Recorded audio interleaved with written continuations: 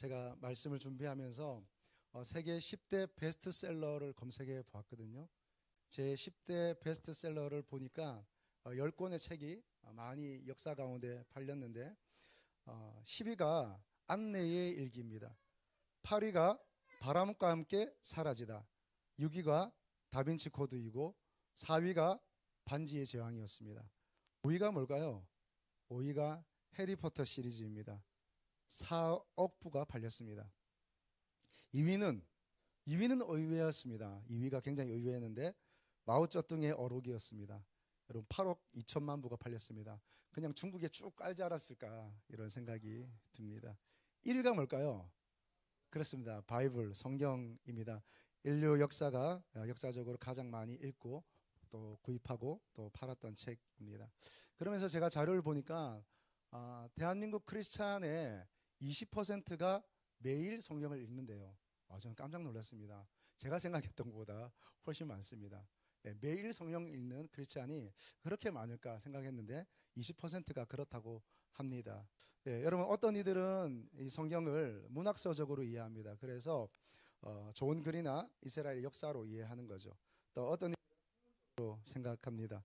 연구하고 비평하는 자료로 사용하는 것이죠. 또 어떤 이들에게 성경은 경전 그 이상도 그 이하도 기독교의 경전 그 이상 그 이하도 아닌 사람들이 있습니다. 어떤 사람은 매일 성경을 읽고 묵상하고 그것을 자기의 양식으로 삼는 사람이 있는가 하면 또 어떤 사람은 이 말씀을 날마다 읽고 선포해서 그 말씀이 이루어지고 역사하는 것을 실제로 경험하는 사람들이 있습니다. 여러분 성경을 왜 읽으시나요? 그리고 성경을 어떻게 읽으시나요? 여러분 성경을 어떻게 읽고 계십니까? 여러분 성경을 무엇 때문에 읽으시며 성경 안에서 무엇을 발견하고 계십니까? 여러분 우리 교회가 이제 공동체 성경 읽기를 하는데 우리 저까지 해서 11명 정도가 이제 함께 읽고 있는데 여러분 제가 깜짝 놀랐어요. 이렇게 하루도 빠지지 않고 열심히 읽어 가실 줄이야. 상을 드려야 되는데 모두에게 상을 드려야겠다 이런 생각이 듭니다. 여러분 이렇게 성경을 읽을 때에 성경 안에서 여러분 어떻게 무엇을 발견하고 계십니까? 여러분 오늘 세 가지로 여러분을 좀 안내해 드리려고 하는데요. 성경을 읽을 때에 이것 세 가지를 가지고 생각하며 읽어야 합니다. 첫 번째는 성경에 나오는 인물들을 통해 인간의 죄와 한계를 발견해야 합니다. 성경을 통해서 그 성경에 나오는 인물들을 통해서 인간의 죄와 연약함 그리고 그 한계를 발견해야 됩니다. 그리고 그것이 그들만의 문제가 아니라 나의 문제이며 그들만의 한계가 아니라 나의 한계임을 내가 보고 발견해야 하는 겁니다. 여러분 성경에는요 고난과 역경, 전쟁, 기근 이런 것들을 경험한 사람들의 이야기가 많이 나옵니다. 또 질병 때문에 또 죽음의 문제 때문에 하나님을 붙들고 하나님 앞에 나아가는 사람들이 많이 있습니다. 여러분 이사야 38장 2절에서 3절의 말씀 같이 한번 보겠습니다. 히스기야가 얼굴을 벽으로 향하고 여호와께 기도하여 이르되 여호와여 구하오니 내가 주 앞에서 진실과 전심으로 행하며 주의 목전에서 성하게 행한 것을 기억하옵소서 하고 히스기야가 심히 통곡하니. 아멘. 우리 성도님들 중에도 히스기야뿐만 아니라 히스기야처럼 이렇게 자신의 삶을 하나님 앞에 내놓으며 눈물을 흘리며 통곡하며 아파하고 또 치유해 주시도록 회복해 주시도록 이렇게 히스기야처럼 하나님 앞에 자신의 삶의 형편을 내어놓고 간구하는 분이 또 여러분 가운데 계신 줄로 제가 알고 있습니다. 저도 함께 기도하고 있습니다. 그러니까 성경에 나오는 이런 연약한 인물들 주 앞에 나아가 토로하고 통곡하고 눈물 흘리는 영혼들을 볼 때 하나님 저도 그러합니다 하며 기도하는 마음으로 또 읽어야 할 줄 압니다. 또 교만한 사람들이 있습니다. 성경에는 자신의 그 교만함을 여지없이 드러내는 사람들이 있습니다. 창세기에 보면 11장에 사람들이 바벨탑이라는 탑을 쌓았습니다. 그 바벨탑을 쌓는 이유와 목적을 크게 두 가지로 얘기합니다. 하나는 우리의 이름을 내자. 자신의 이름을 내기 위하여 그렇게 이름을 내고 그 이름을 내므로 말미암아 흩어짐을 면하자라는 말하는 사람들이 있습니다. 이름을 내는 건 뭘까요? 자기의 평판, 자기의 인지도, 또 자기의 명성 이런 것들이 중요한 것입니다. 여러분 그런 사람들을 볼 때 나도 생각해야 됩니다. 아, 이 사람들이 이름을 내고자 바벨탑을 지었던 것처럼 혹 나도 이름을 내고 평판을 얻고 누군가로부터 인정을 받고 인지를 얻기 위하여 사는 삶은 아닌가. 그리고 흩어짐을 면하자라고 했던 것처럼 나는 두려움 가운데 사는 인생은 아닌가 우리가 생각해 볼 필요가 있는 거죠. 여러분 바로를 잘 아시죠?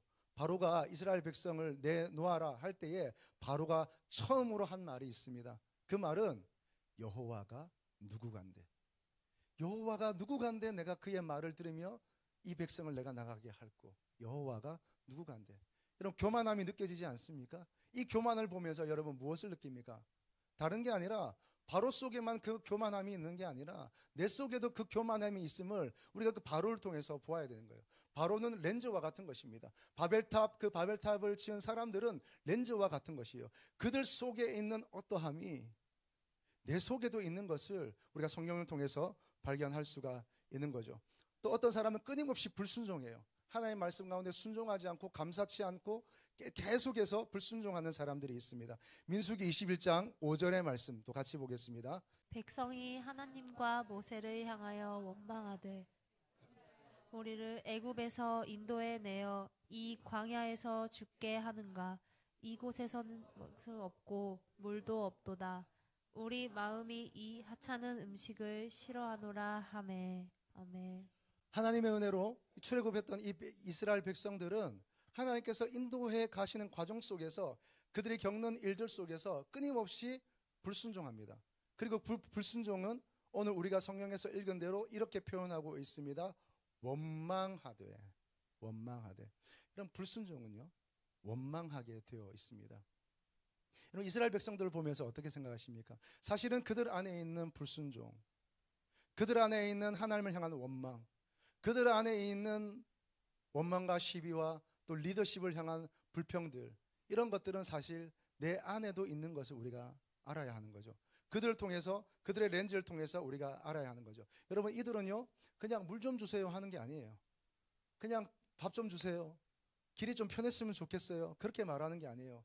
일이 있으면 있는 대로, 이슈가 있으면 있는 대로, 자기들 안에 어떤 아젠다가 있으면 있을 때마다 자기의 것들을 그대로 표현하는 게 아니라 원망과 불평과 따짐과 시비로 계속해서 모세와 하나님 향해서 소리치는 사람들이었습니다. 여러분 어떠세요? 나는 그 정도는 아니에요 목사님, 그렇게 생각하시나요? 하나님 앞에서는 어떻습니까? 저는 모르겠어요. 저는 여러분이 굉장히 점잖아 보이고 굉장히 나이스해 보이고 또 좋은 성도처럼 또 좋은 시민으로 그렇게 보입니다. 하나님 앞에서는 어떠신가요? 하나님은 만홀히 여김을 받지 않고 하나님은 모든 것을 다 아시잖아요. 하나님 앞에 우리는 어떻습니까? 여러분 성경을 볼 때 이런 나의 모습이 내 안에도 보이는 것이 정상입니다. 여러분 뿐만 아니라 내가 그럴듯하게 보여도, 때로는 내가 참 좋게 보여도, 내가 나이스한 삶을 살아도 여러분 여전히 내 안에는 악함이 있습니다. 죄악이 있습니다. 여러분 그것이 내 삶 가운데 아무도 보지 않는 그 순간에 때로는 사람들 앞에서 나는 괜찮게 그 일을 한 것 같아 보이지만 사실은 내 안에 악으로 가득 찬 그런 삶을 살기도 합니다. 여러분 어떠신가요? 여러분 이 모든 것을 통해서 우리가 깨달아야 하는 것은 모든 사람들 안에 있는 죄와 악입니다.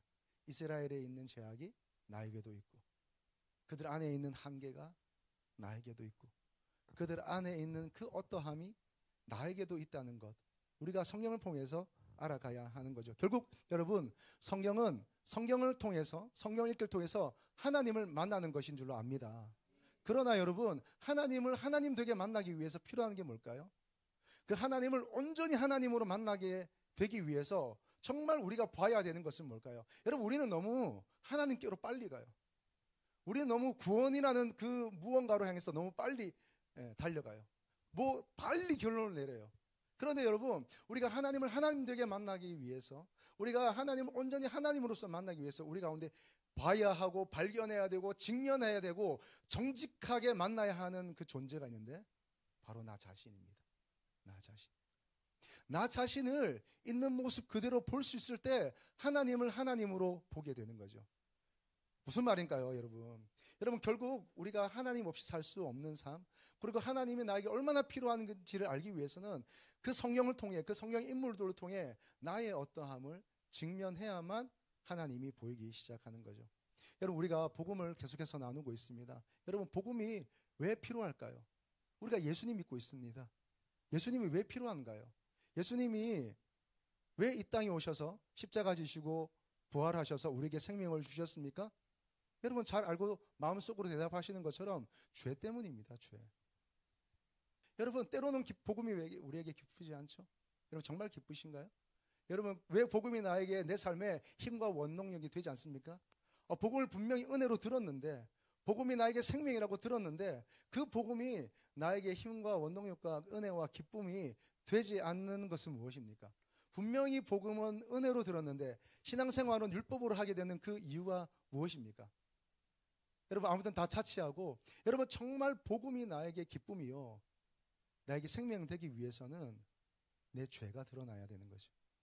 내 죄가 선명하면 선명할수록 복음은 더 선명해집니다. 내 죄가 여실히 드러나면 드러날수록 그 복음의 능력과 우리 주 예수 그리스도의 힘과 생명은 우리 가운데 더 충만하게 역사하는 거죠. 여러분 복음의 은혜를 알기 전에 나의 죄됨을 알아야 되는 거죠. 그렇지 않고서는 복음이 나에게 기쁨이 안 되는 거예요. 내가 얼마나 그거가 무도한 인간이며 내가 수없이 하나님 자리에 올라서 하나님 되려고 했던 그 인생의 삶을 하나님 앞에서 분명하게 보지 않는 이상은, 여러분 예수님이 왜 필요합니까? 우리가 왜 예수님 믿습니까? 그렇지 않고 우리가 들은 그 복음대로만 살면 예수님은 그냥 나를 천당 보내주는 전대 조건밖에 되지 않는 것이죠. 여러분 왜 우리에게 예수가 필요하며 복음이 필요합니까? 우리의 죄 때문입니다. 죄. 그러면 우리가 봐야 하고 발견해야 되는 것은 나의 죄성, 나의 죄악, 그리고 나의 연약함입니다. 이것을 정직하게 직면하게 될 때 그 다음 하나님이 하나님으로 보이게 되는 거죠. 여러분 아침에 다 거울 보고 오신 줄로 믿습니다. 저도 거울 보고 왔습니다. 거울 보고 제 나름의 꾸미고 또 나름의 어떤 머리에도 뭘 좀 바르고 그리고 이제 최선을 다해서 여러분 단장하고 왔습니다. 거울을 보면서 혹시나 내가 제 머리에 흐트러짐이 없는지 또 내가 뭐 얼굴에 묻은 것은 없는지 그렇게 보고 확인하고 최대한 단정하게 입고 왔습니다. 그러면 성경은 거울과 같은 것이죠. 성경은 우리에게 우리의 어떠함을 보여줍니다. 우리의 영혼의 얼굴이 묻었는지, 우리의 삶에 허물은 없는지, 그리고 우리의 동기와 그 마음속에 잘못된 동기는 없는지 성경은 우리에게 보여주는 것이죠. 여러분 우리가 성경을 통해서 하나님을 만나기 전에 어쩌면 그 전에 분명하고 확실하게 만나야 하는 것은 나 자신이 아닐까 생각합니다. 내 죄를, 자기의 죄를 여러분 정직하게 들여다볼 수 있는 은혜가 있기를 축복합니다. 여러분 너무 이스라엘 사람 나쁘게 보지 마세요. 사실은 내가 더 나쁜 사람일지 몰라요. 바로 어떻게 저렇게 말할 수 있어? 하나님이 없다고? 내가 하나님이 누구가 안 돼? 어떻게 하나님 저는 그런 말은 안 하잖아요. 아니요 여러분, 우리의 삶을 보면 바로처럼 하나님을 무시하고 하나님을 인정하지 않고 사는, 내 힘으로 살려고 하는 그런 삶의 모습들이 여러분 솔직하게 있지 않습니까? 여러분 목사인 저도 있습니다. 목사인 저도 있는데요. 여러분 사람들이 그런 모습이 없을 수가 없습니다. 자, 두 번째는 그럼에도 불구하고 그 속에서 힘써 구원하시고 도우시는 하나님을 발견해야 합니다. 자, 첫 번째는요, 성경을 통해, 성경 말씀을 통해 무엇을 발견해야 하는가? 나의 연약함, 나의 죄악, 나의 어떠함을 발견해야 됩니다.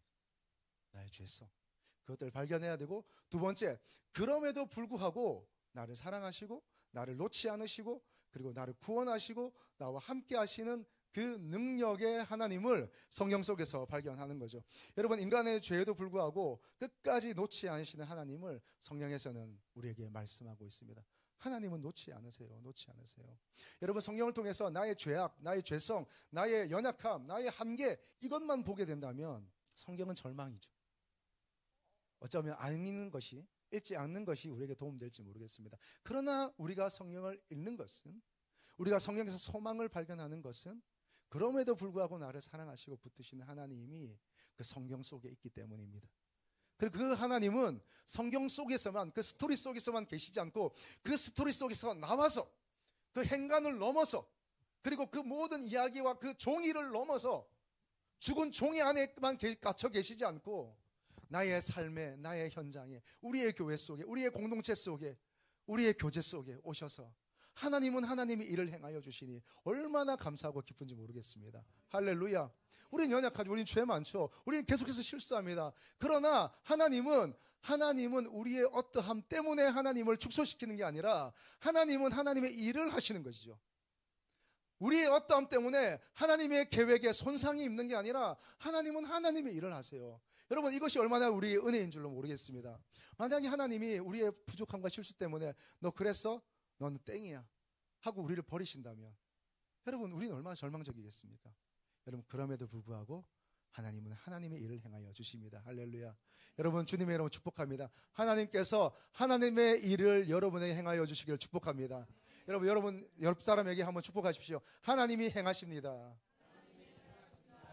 네, 그렇습니다. 하나님은 하나님의 일을 행하여 주십니다. 내가 여호와를 기다리고 기다렸더니 귀를 기울이사 나의 부르짖음을 들으셨도다. 아멘. 하나님은 우리의 기도를 들으세요. 하나님은 우리의 아픔과 눈물을 보세요. 그리고 그 눈물을 하나님의 눈물병에 담으세요.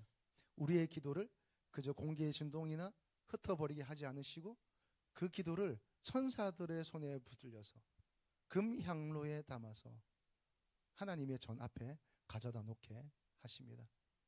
여러분, 얼마나 감사한 일입니까? 하나님은 그럼에도 불구하고 하나님의 일을 행하시면서 우리의 기도를 들으십니다. 여러분, 뭐가 힘드세요? 뭐가 마음이 아프세요? 뭐가 게으르세요? 뭐가 제대로 잘 안 되세요? 여러분, 하나님 앞에 나아가시길 축복합니다. 하나님 앞에 나아가세요. 하나님 앞에 나아가면 하나님이 들으시고 하나님의 때를 따라 하나님의 사람을 통해서 하나님의 그 은혜 가운데 역사하여 주실 줄로 믿습니다. 여러분, 그 하나님은 어디에 계실까요? 여러분, 열왕기상 19장 12절의 말씀 같이 보겠습니다. 또 지진 후에 불이 임나 불 가운데도 여호와께서 계시지 아니하더니 불 후에 세미한 소리가 있는지라. 아멘. 여러분, 실망해 있는 엘리야에게 하나님 찾아오십니다. 찾아오셔서 하나님 대화하시는 거예요. 내가 너에게 나를 보여주겠다 말씀하세요. 그리고 호렙산으로 가래요. 호렙산에 도착했습니다. 도착해서 이제 하나님 어떻게 나타나시나 자기도 궁금한 거예요. 하나님 어떻게 생겼지? 어떤 모습으로 나타날까? 사람이 하나님을 직접 보면 죽으니까 하나님은 어떤 현상으로 나타나실지 몰라. 불로 나타나실지 몰라. 어떤 것으로 나타날지 몰라. 그래서 그것처럼 나타나실 거야 라고 이 엘리야는 기대했는지 모르겠습니다. 그런데 그 기대대로 그랬는지 하나님이 첫 번째 바람을 일으키십니다. 강한 바람이 부는 거예요. 그 강한 바람이 앉아서 기다리는 그 엘리야 앞으로 강하게, 그가 어떻게 손도 내밀 수 없을 정도로 그 강한 바람이 지나갑니다. 그런데 그가 알았어요. 이 바람 안에 하나님이 계시지 않는구나. 알았습니다. 두 번째, 지진이 일어납니다. 그가 한 번도 경험하지 못했던 이 땅을 흔드는 진동의 지진이 일어납니다. 진동 가운데, 이 지진 가운데 하나님이 나를 보이시는구나. 그런데 그 지진 가운데도 하나님은 없습니다. 마지막, 불이 일어납니다. 온 산이 발갛게 타오릅니다. 자기 주변을 다 태워 없앱니다. 하나님은 불이시지. 여호와는 불이시구나. 불 가운데 임하시겠구나. 그런데 불 가운데 하나님이 임하지 않습니다. 그리고 그 불도 지나가는 거.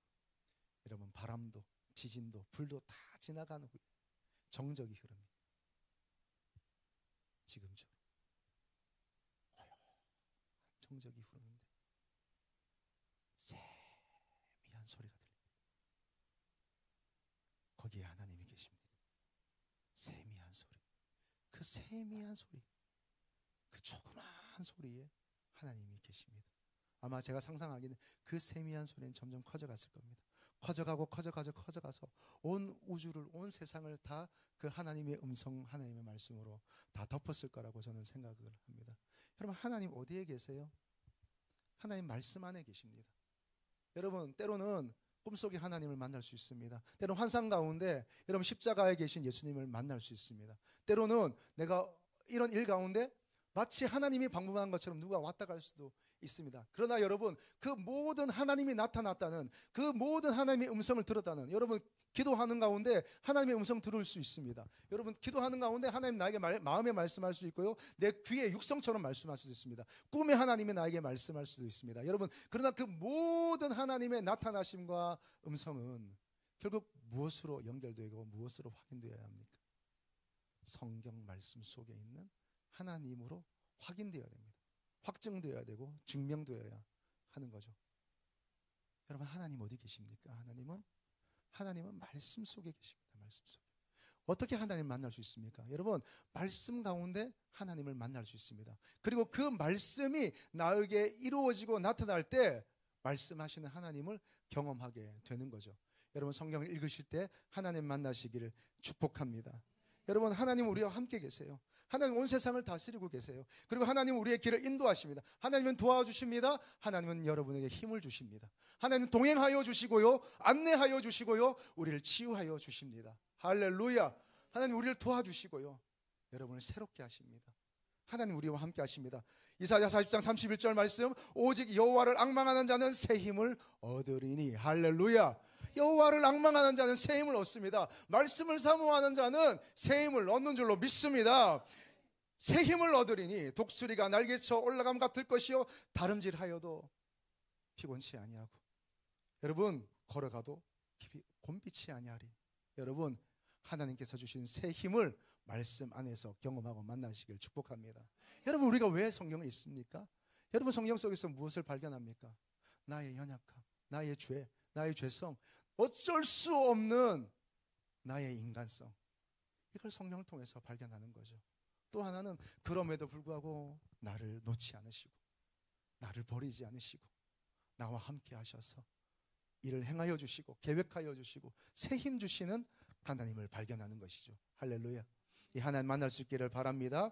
자, 세 번째는요, 그렇게 발견한 나 자신, 연약한 나 자신, 그리고 하나님을 만났어요. 그러면 이 문자 속에 있는 하나님의 말씀, 이 로고스의 말씀을 어떻게 내게 주신 하나님의 은혜로, 레마의 음성으로 우리가 들을 수 있을까요? 여러분, 대부분의 한국 교회마다 연말 연시가 되면 송구영신 예배를 드립니다. 송구영신 예배를 드린 중에 대부분의 교회들이 그 송구영신 예배 전에 나눠주는 게 있죠. 뭘까요? 예, 신년 말씀 카드입니다. 그 말씀을 보면 그 말씀에 한 절 또는 길면 두 절 정도 말씀이 있습니다. 여러분, 혹시 여러분 중에 오늘 신년에 받은 말씀 카드 지금 외우고 계신 분? 잘 없습니다. 왜? 매년 받으니까요. 예. 예, 습관이 나에게 관성을 가지고 오는 거죠. 그럼 그 말씀 1년 내내 붙들고 그 말씀을 놓고 기도하고 그 말씀을 암송하고 또 그 말씀이 나에게 실현되는 것을 지켜보려고 두 눈 부릅뜨고 있는 사람이 많지 않아요. 많지 않아요. 여러분, 어떻게 나에게 주신 그 연말 연시에 주신 그 말씀이 나에게 이루어지게 될까요? 어떻게 하면 될까요? 여러분, 우리는 말씀의 홍수 속에 살아갑니다. 그죠? 매주마다 말씀을 드려요. 매 주일마다 뿐만 아니라 금요일도 말씀 듣고 수요일도 말씀을 듣고 새벽에도 말씀을 듣고 우린 계속해서 말씀을 들어요. 그죠? 수많은 말씀들이 있습니다. 뿐이겠습니까? 여러분, 우리는 수많은 정보 속에 삽니다. 정보의 홍수 속에 삽니다. 여러분, 뉴스가 쏟아지고요. 그리고 이렇다 할 많은 어떤 학습을 할 수 있는 좋은 내용들이 유튜브에 많이 있습니다. 더 이상 옛날에는 블로그 봤는데 요즘 블로그 잘 안 보죠. 유튜브 보면 다 볼 수 있으니까요. 그래서 뭐 너무 길면 또 사람들이 안 보니까 짧게 만들어서 또 쇼츠라는 걸 만들어서, 여러분, 정보의 홍수 속에 우리가 살고 있습니다. 그런데 여러분, 그 정보가 여러분을 정말 윤택하게 하나요? 그 정보를 가지고 여러분 정말 삶이 나아지셨습니까? 여러분 어떠신가요? 뿐이겠습니까? 말씀은 어떠합니까? 말씀, 우리 너무 많은 말씀을 듣고 있어요. 그죠? 그렇게 많은 홍수 속에 있습니다. 여러분, 유튜브를 열면 우리 교회 담임 목사님 아니어도 수많은 말씀을, 새벽 말씀, 수요일 말씀, 금요일 말씀, 여기저기의 말씀 다 들을 수 있어요. 그래서 여러분 그런 말이 있잖아요. 3명의 담임 목사님이 있다고. 첫 번째는 교회 담임 목사님, 두 번째는 새벽기도 담임 목사님, 세 번째 유튜브 담임 목사님. 너무 많은 말씀이 우리 가운데 흘러가고 있습니다. 그래서 여러분, 우리 정직하게 자기를 한번 보시죠. 그 수많은 말씀들을 우리 교회 담임 목사님뿐만 아니라 더 좋은 말씀, 내가 그렇게 좋아하는, 내가 참 좋아하는 그 목사의 말씀 매일 매주 듣는데 우리는 어떻습니까? 여러분, 그 영성과 그 믿음이 어떤가요, 여러분? 1년 전에 비해서, 5년 전에 비해서, 10년 전에 비해서 더 나아지셨습니까? 더 충만해지셨습니까? 아니면 그 말씀이 진짜 나를 변화시켜서 5년 전과는 완전 다른 신앙생활을 하고 계세요? 1년 전과는 완전 다른 생활을 하고 계세요? 아니라고 한다면 여러분 왜 안 될까요?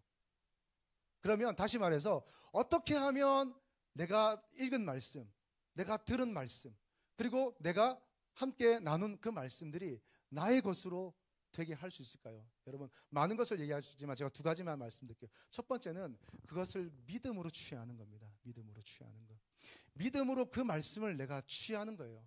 내가 그 믿음으로 내가 그것을 가지는 거예요. 여러분, 목사님 너무 당연한 얘기, 뻔한 얘기를 또 하십니까? 아니요.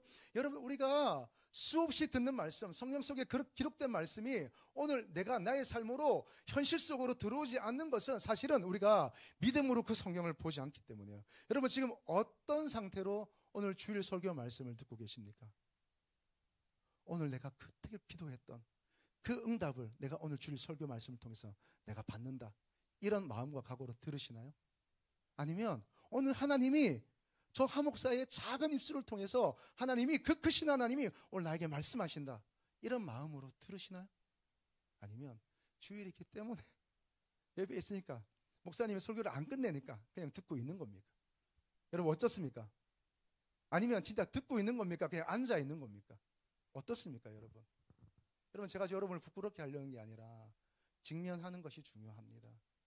여러분, 우리가 우리 가운데 그 하나님의 말씀이, 성경이 생명이라고 하면서도 그 생명력이 우리 가운데 넘치지 않는 것은 내가 그것을 믿음으로 붙잡지 않는 거죠. 그것은 그냥 글자이고 종이이고 활자이고 그냥 로고스의 말씀일 뿐인 거예요.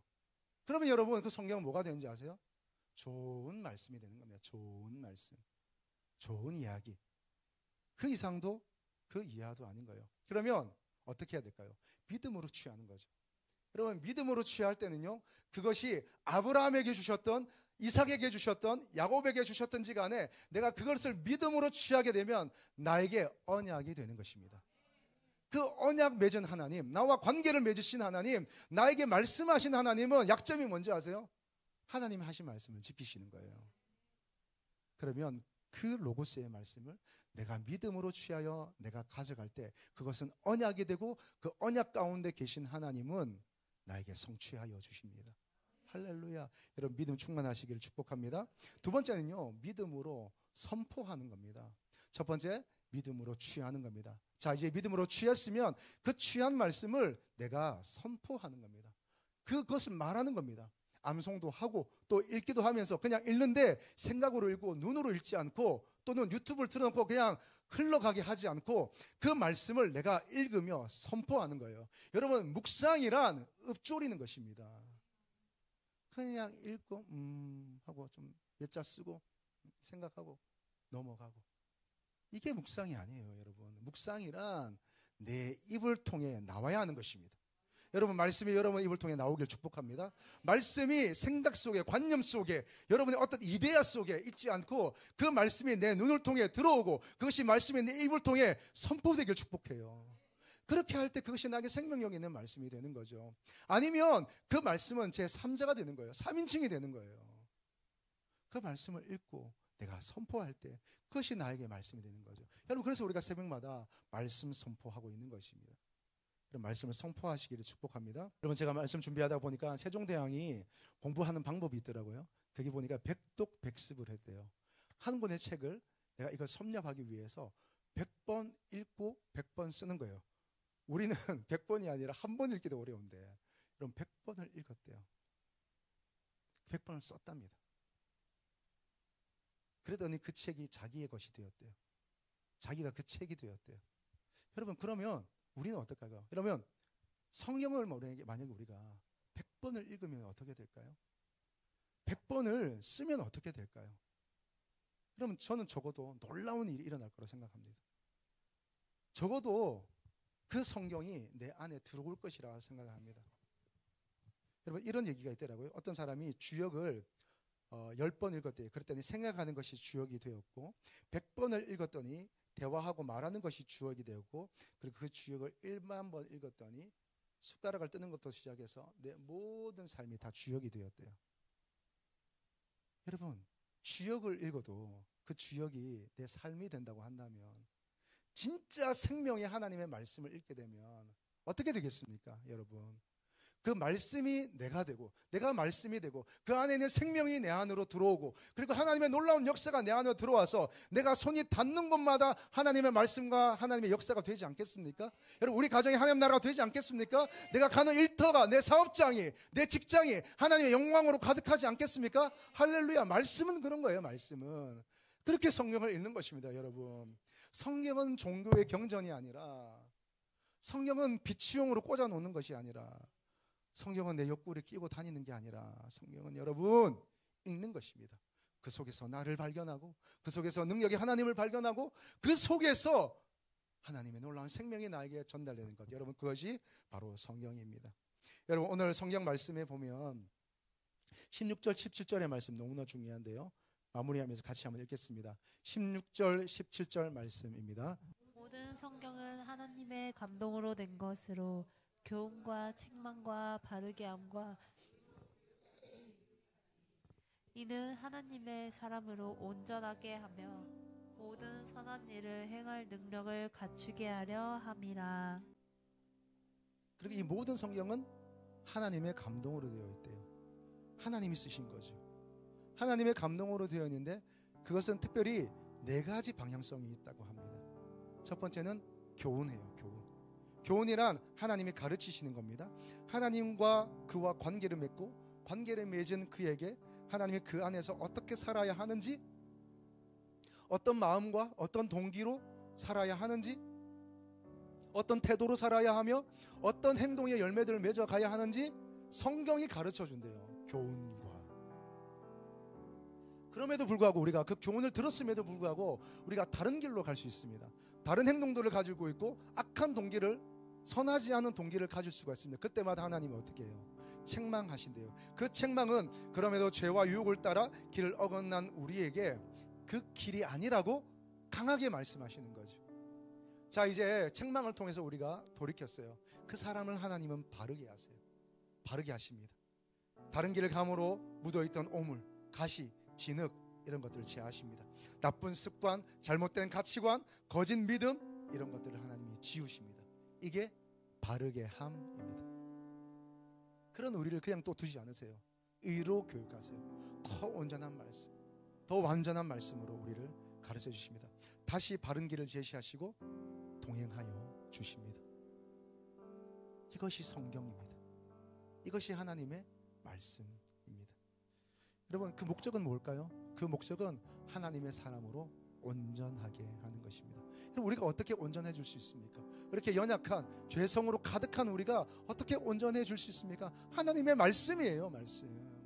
하나님의 말씀을 먹고 하나님 그 말씀이 나에게 체화되고 하나님의 말씀이 육화될 때 제한되고 한계 많은 내가 온전하여져 가는 것이죠. 또 성경의 목적은 무엇입니까? 뿐만 아니라 모든 선한 일을 행할 능력을 갖추게 함이라. 여러분 우리가 선한 일을 어떻게 하겠습니까? 여러분 내 안에 죄로 가득 차 있는데요.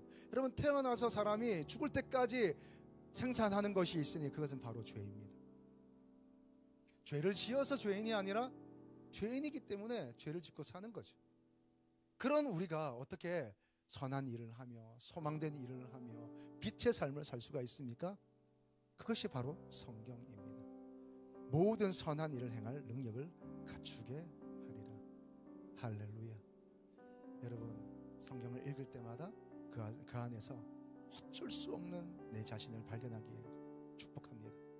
너무 남만 욕하지 마시고 너무 이스라엘 사람만 탓하지 마시고 거기에 나오는 악한 인물들만 나쁜 사람처럼 여기지 마시고 사실은 내가 죄인 중에 개수임을 고백할 수 있기를 축복합니다.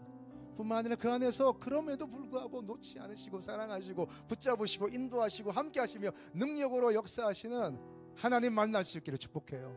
하나님 만나는 거죠. 어떻게 그것이 나에게 현실로 오겠습니까? 그것은 그 말씀을 붙드는 것입니다. 그 말씀을 믿음으로 취하는 것입니다. 그리고 그냥 내 마음과 관념 속에만 두지 않고 그 말씀을 선포하세요. 할렐루야. 암송하고 선포하고 계속해서 입을 통해서 하나님의 말씀이 내 입을 통해서 나오도록 하세요. 그렇게 할 때 그 말씀이 언약이 되어서 나에게 성취될 줄로 믿습니다.